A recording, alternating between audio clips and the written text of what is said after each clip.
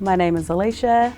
I whakapapa to Maniapoto, Te Arawa, Tapuika, Samoa and China.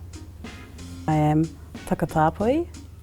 I'm a creative, so I go into different areas like filmmaking, TV making. I do a bit of writing and I like to dabble in a bit of theatre too. When I was little, my kōrero would always ask me like, are you a doctor and a lawyer yet? And like constantly, his nickname for me was Brains.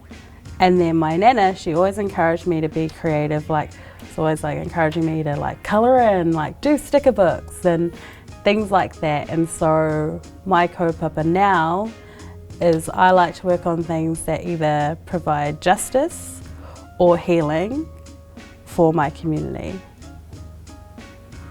I think that our generation of creators are focusing more towards cutting down the colonial lies that we've been told through stories, and also I like to focus on really positive storytelling because we've seen a lot of trauma and like, you know, all the time in like a queer film, like someone's gonna die, like they're gonna die, they're gonna break up, you know, so I like to focus on positive storytelling as a form of like healing for our people.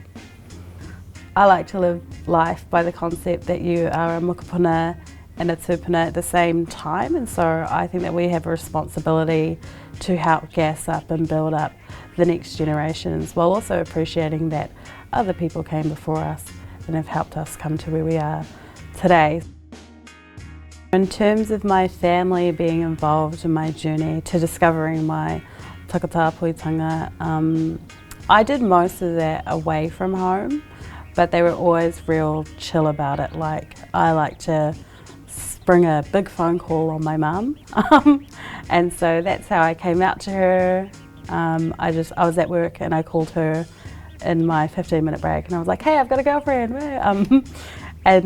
Yeah, she was fine about it, and then I encouraged her to tell my whole family because I didn't want to. And then also when I came out as non-binary to her, we were talking on the phone and she was really upset because someone in Christchurch had made a petition to say that drag queens should not do story time at the library. So my mum called me and she was really upset and she was like, but you know what, there's a counter petition. So I signed the counter petition because it's just so bloody ridiculous, like let them do the story time. And I was like, yeah, that's really cool. Hey, side note, I'm non-binary. Yeah, she was real good about it. Yeah, so I feel really lucky in that way. I originally came out as a lesbian, but then I saw the loading docks on Cassie, he kākanoaho, and that was the first time that I ever saw, or that's actually the first time I ever heard the word takatāpui. I really love identifying as takatāpui because it's the only kupu that really hit me as like bringing my Māoritanga and my queerness and non-binariness together. It's the only kupu that really feels right. Takatāpui should be celebrated. We do have superhero lenses, like the way that we see the world and the way that we stand in the intersection between being Māori and being takatāpui is like really special.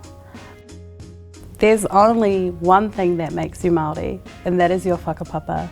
No one can take that away from you. No transphobe, no homophobe, no racist Karen down the road can take away your Māoritanga. One of the reasons why I'm so proud to be a Māori is because the colonizer tried to get us down. They tried to get us, but here we are, you know. So I'm really proud of the fact that, you know, times that I'm really, really proud to be Māori is literally when I'm around my Māori friends and we're laughing. You know, there's such power in the laughter of Māori people and the laughter of takatāpui people because there's so much in this world that could have made us hardened. And here we are laughing about, you know, a fart. And I think that's really great. I think that's actually the thing that I'm most proud of about myself is that, you know, all of the things that have happened in my life could have turned me into a really hardened person, but it actually made me softer and softer and softer, and I don't ever want to be hardened by whatever the world throws at me.